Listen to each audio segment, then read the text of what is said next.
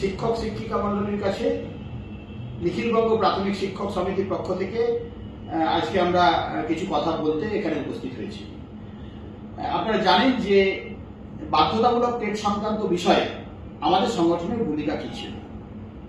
আমরা সেই ভূমিকা পালন করেছিলাম ওপেন কোর্ট হিয়ারিং, এবং সেই হিয়ারিংয়ে আমাদের দুটি মামলা, শ্যামলী হালদার আজকে যিনি আমাদের সঙ্গে আছেন এবং সোনালী চৌধুরী, এই দুটি মামলায় আমাদের সিনিয়র আইনজীবীরা যেভাবে সওয়াল করেছিলেন, তারপর রায়দান স্থগিত ছিল। আজকে সেই রায় বেরিয়েছে। সেই রায়ে 1 বছর শিক্ষকদের জন্য এই প্রক্রিয়াটিকে এগিয়ে দেওয়ার জন্য বন্দোবস্ত হয়েছে, অর্থাৎ 2028 সালের সেপ্টেম্বর মাস পর্যন্ত সময় পাওয়া গেছে।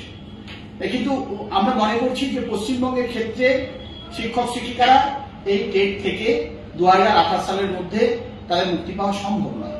তার কারণ আমাদের পশ্চিমবাংলার ক্ষেত্রে এখনো মাধ্যমিক পাস শিক্ষক শিক্ষিকা এখানে আছেন, 1 ইয়ার পিটিটিআই এ ধরনের শিক্ষক শিক্ষিকা আছেন, বিএড করেছেন, তার 6 মাসের ব্রিজ কোর্স হয়েছে, কিন্তু তারা বিএড এর মতো ইকুইভ্যালেন্ট নয়। তবে টেটে বসার জন্য যে যোগ্যতা মান, সেই যোগ্যতা মান এখনো পর্যন্ত আমাদের শিক্ষক শিক্ষিকাদের আমাদের ঘাটতি রয়ে গেছে। তাহলে সেই সমস্ত শিক্ষক শিক্ষিকারা যাবেন কোথায়? আমরা এই বিষয়টি নিয়ে বারবার বিবেচনার কথা বলেছিলাম আমাদের আবেদনের মধ্য দিয়ে। কোর্টের দরজা আমরা মনে করছি এখনো বন্ধ হয়ে যায়নি।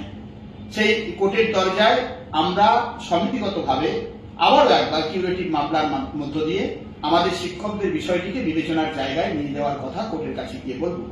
কিন্তু তার বাইরে দাঁড়িয়ে আমরা উভয় সরকারের কাছে আবেদন করব, আমাদের কেন্দ্রীয় সরকার এবং রাজ্যের সরকার, তারা যেন দায়িত্ব নিয়ে 2017 সালের যে অ্যামেন্ডমেন্ট এনেছিলেন, যার মধ্য দিয়ে এই টেটের রেট্রোস্পেক্টিভ এফেক্ট 2010 সালের আগেও শিক্ষক শিক্ষিকাদেরকে তাদেরকে টেটের জন্য বাধ্য করা হচ্ছে, আবার একবার দায়িত্ব নিয়ে যাতে সেই নতুন অ্যামেন্ডমেন্ট এনে তাদেরকে আবার সেখান থেকে অব্যাহতি দেওয়া হয়, সে ব্যাপারে দায়িত্ব নিতে হবে। কারণ নির্বাচনের প্রাককালে আমাদের কেন্দ্রীয় শিক্ষামন্ত্রী তিনি যখন সভা করতে এসেছিলেন, তিনি বলেছিলেন যে এখানে বিজেপির সরকার হলে নিশ্চিতরূপে তারা এই বিষয়টি দেখবেন এবং শিক্ষকদের বাধ্যতামূলক টেট থেকে মুক্ত করবেন।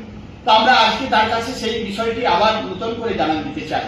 আমরা আগামী দিনের রেগুলেশনের মধ্য দিয়েও আমরা তার কাছে জানাবো এই বিষয়টি, যাতে তিনি বিষয়টি গুরুত্ব সহকারে দেখেন। একই সঙ্গে এই রাজ্যের মুখ্যমন্ত্রী শিক্ষার ক্ষেত্রে শিক্ষকদের বাস্তব পরিস্থিতিগুলোর কথা নিশ্চিতরূপে বিবেচনা করবেন, বিবেচনা করে শিক্ষকদের যাতে করে এই বিষয়টিকে অব্যাহতি দেওয়া যায় সে ব্যাপারে উদ্যোগ গ্রহণ করবেন।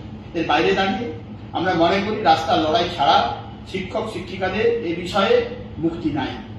তাই আগামী 10 জুন সুবোধমল্লী স্কয়ার থেকে নিখিলবঙ্গ প্রাথমিক শিক্ষক সমিতির উদ্যোগে আমরা এই যে টেট বাধ্যতামূলক এর প্রতিবাদে আমরা মিছিল সংগঠিত করে কলেজ স্কয়ারে আসবো এবং এখানে বিদ্যাসাগর মূর্তির সামনে আমরা 3 ঘন্টা ধরে অবস্থান চালাবো, যাতে করে শিক্ষক শিক্ষিকাদের এই বাধ্যতামূলক টেটের বিষয়টি রাজ্য সরকার এবং কেন্দ্র সরকারের কান পর্যন্ত পৌঁছবে।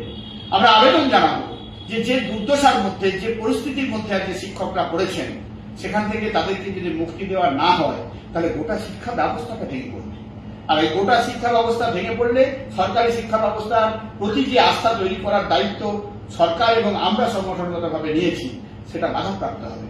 তাই রাস্তার লড়াই এবং কোর্টের লড়াই, এই দুটো লড়াইয়ের সঙ্গে সঙ্গে আমরা শিক্ষামন্ত্রী, আমাদের মুখ্যমন্ত্রী, আমাদের কেন্দ্রীয় শিক্ষামন্ত্রী, কেন্দ্রীয় শিক্ষা প্রতিমন্ত্রী, এমনকি শিক্ষার সঙ্গে যুক্ত যারা থাকবেন, নতুন সরকার গঠিত হয়েছে, তাদের প্রত্যেকের কাছে আমাদের সমিতির পক্ষ থেকে আমরা ডেপুটেশনে যাব।